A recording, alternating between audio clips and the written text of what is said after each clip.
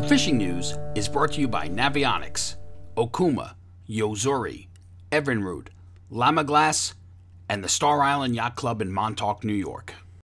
Red sky at night, sailors delight. Red sky at morning, sailors take warning. Now that mariner's rhyme has been around for thousands of years. In fact, it was originally written in a different way in the Gospel according to Matthew. How about that? I'm Jim Hutchinson with a New Jersey, Delaware Bay edition of the Fisherman magazine. That intro video, our view Tuesday morning, beautiful orange sunrise as we're heading out looking for sea bass aboard Captain Charlie Ebley's Robin Ann out of Barnegat Light. A bounty of sea bass in about 90 feet of water. Good window between last week's nor'easter and our modern day weather gospel's new term, bombogenesis or bombogenesis.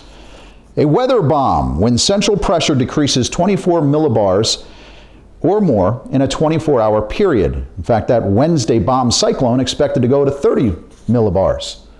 Just watching the barometer at home, watching that needle drop significantly as it goes through. The good news with this bomb cyclone is it's a quick hitter through on Wednesday and Thursday, Wednesday into Thursday, but it looks good for the weekend ahead. In fact, the winds may be kicking up a little bit to the offshore, but the inshore grounds, the wave heights, laying down pretty nicely. Now, we did do pretty well on Tuesday. Lock and load fishing.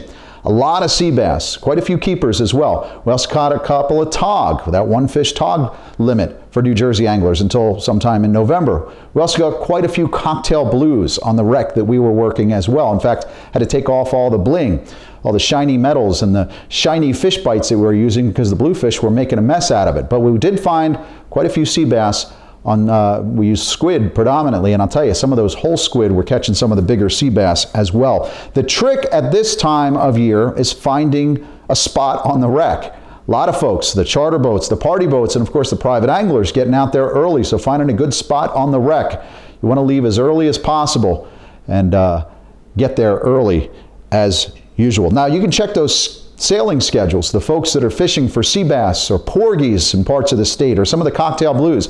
Pick up the October edition, the New Jersey, Delaware Bay edition of the Fisherman magazine. It's all in there. All those sailing schedules, they're in the report section. Plus, there's also a great article on page 14 by Captain Jimmy Frieda. Mudhole Magic, the great new days of bluefin. Yeah, the bluefin are in as well. They're in pretty close. In fact, we found a slick about 7 miles out on Tuesday, smelled. It was obviously where some bluefin had been because Captain Charlie had told us that the day before, Monday, on the way in, just 7 miles out, they saw those bluefin crashing. We saw false albacore a few miles out as well, and also heard other tales from places like the Mudhole. Those bluefin are in. So that's a good sign. In fact, on the VHF radio, we also heard of some whales inshore just off of Barnegat Light. So that means the bait's here. In fact, another friend of mine was out this week. He said loads of bunker between Shark River and Manasquan. He was live lining around there, but he didn't get any takers. But that's not to mean that those fish aren't there, because we do have good reports of big striped bass in the neighborhood. First of all, Tony Maja Jr. called me.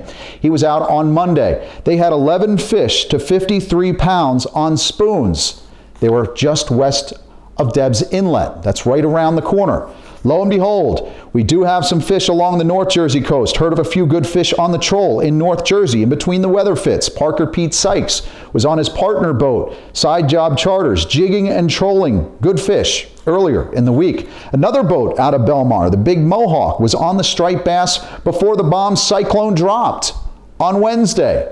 Some good fish to the north. There's also this monster, a 56-pounder for Captain John Contello aboard Just Sayin' Charters this week. So the good fish, they are coming in. Said last week it's only a matter of time, so let's hope this bomb cyclone blows up our striped bass fishery. Even in central Jersey, the surfcasters are starting to get in on it. In fact, the first bass of the fall run was weighed in at Grumpy's in Seaside earlier this week, a 26 3/4 pound fish taped out at 47 inches for Tony Siaska, fishing mullet at Island Beach State Park. Also a decent weigh-in down in Surf City Bait and Tackle.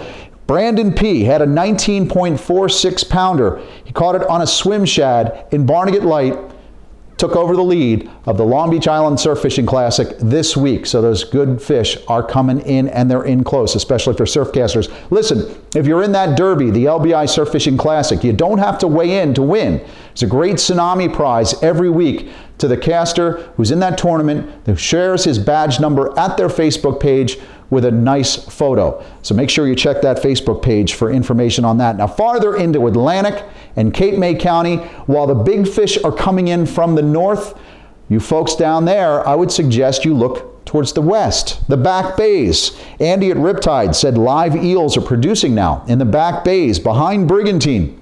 You would expect a live spot producing as well. In fact, in between storms last week, Violet at Chestnut Neck said those Cape May goodies have landed fish up to 34 inches on the Mullica.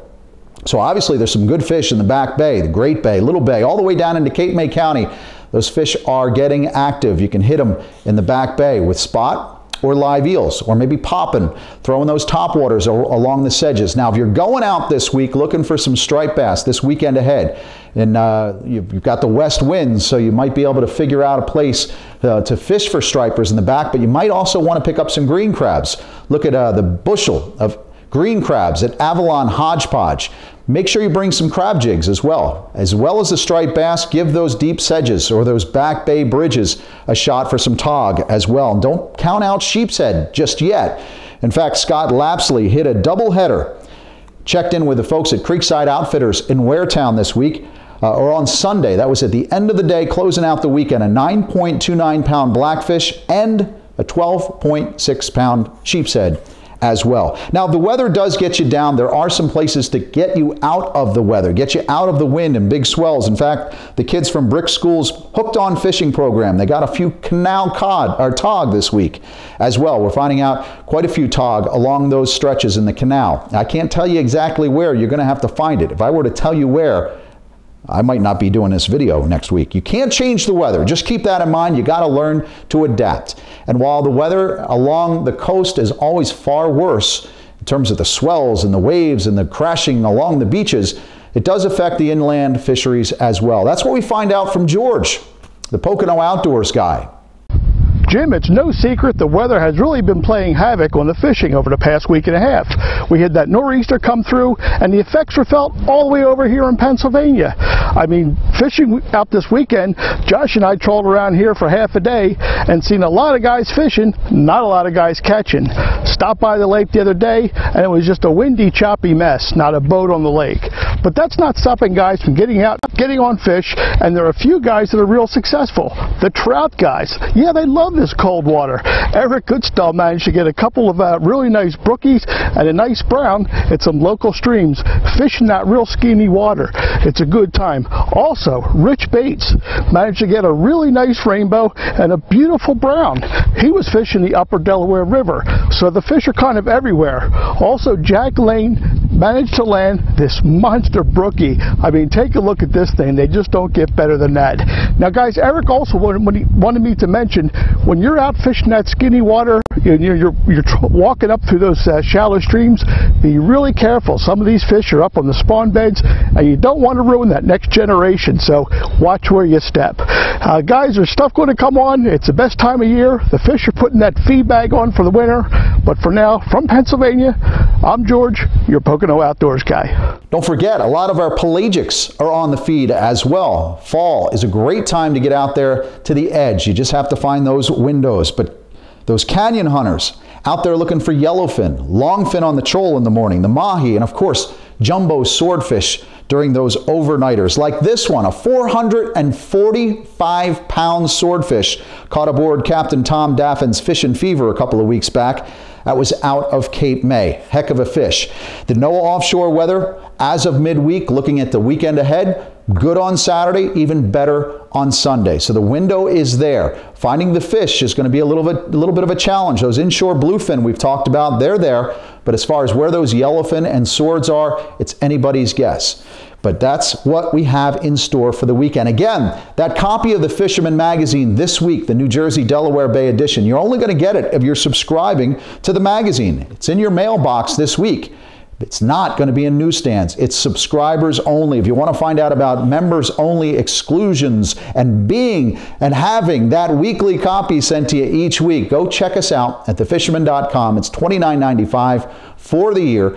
While you're there, make sure you're also signed up for our email news alerts. And by the way, for you YouTube visitors, the guys that are watching on YouTube, make sure you subscribe to our YouTube channel. We're updating it on a weekly basis. I want to make sure that you get those notifications. So subscribe to our YouTube channel as well for all the latest updates from the Fisherman magazine. The barometer's dropping, the temperatures are falling, and new stripers are arriving from the northeast. Fall is definitely here, and I expect the action to get really, really good in the coming days. Catch them up. We'll see you again next week right here at thefisherman.com.